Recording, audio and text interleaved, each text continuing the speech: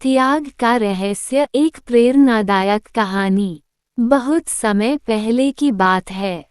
एक छोटे से गांव में रमेश नामक एक युवक रहता था। वह बहुत ही बुद्धिमान और परिश्रमी था, लेकिन अपने सुख साधनों को लेकर अत्यधिक लालची भी था। उसके पास पर्याप्त धन और संसाधन थे, फिर भी वह हमेशा और अधिक पाने की लालसा रखता था। संत का आगमन। एक दिन गांव में एक प्रसिद्ध संत का आगमन हुआ। वे अपने ज्ञान और तपस्या के लिए दूर दूर तक प्रसिद्ध थे। गांव के सभी लोग संत के प्रवचन सुनने के लिए उनके पास पहुंचे। रमेश भी वहां गया। संत ने प्रवचन में कहा, सच्चा सुख त्याग में है, न कि संग्रह में। जो व्यक्ति केवल अपने लिए जीता है, वह सदा दुखी रहता है, लेकिन जो दूसरों के लिए त्याग करता है, उसे सच्ची शांति प्राप्त होती है। रमेश को ये सुनकर अजीब लगा। उसने सोचा, त्याग से कैसे सुख मिल सकता है? सुख तो धन संपत्ति और आरामदायक जीवन से मिलता है।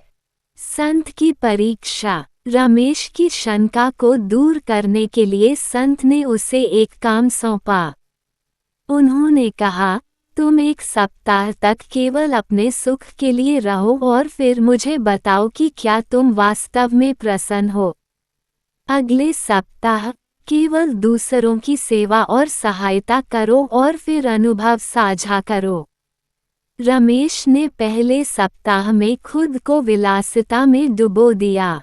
उसने अच्छे भोजन खाए, नए कपड़े खरीदे और मौज मस्ती की। लेकिन धीरे धीरे उसने महसूस किया कि इन चीज़ों से उसे स्थायी सुख नहीं मिल रहा था। वह बेचैन रहने लगा। दूसरे सप्ताह में उसने गरीबों और ज़रूरतमंदों की मदद की। किसी को भोजन दिया, किसी को वस्त्र बांटे, किसी को सांत्वना दी। जैसे जैसे उसने दूसरों की सहायता की, उसे एक अद्भुत आनंद और शांति का अनुभव हुआ।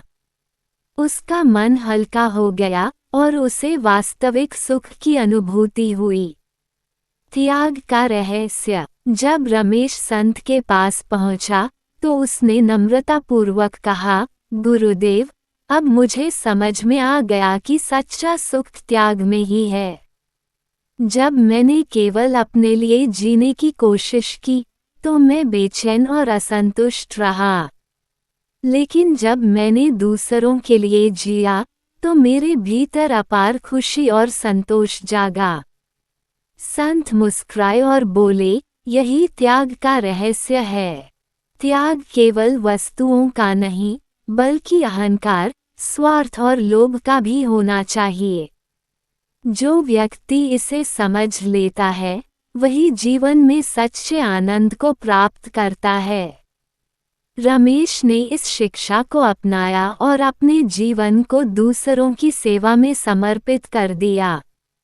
जल्द ही वह पूरे गांव में अपनी दयालुता और उदारता के लिए प्रसिद्ध हो गया। शिक्षा।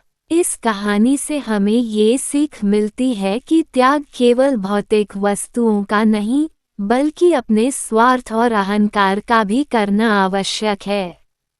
सच्चा सुख केवल दूसरों की भलाई करने में ही मिलता है।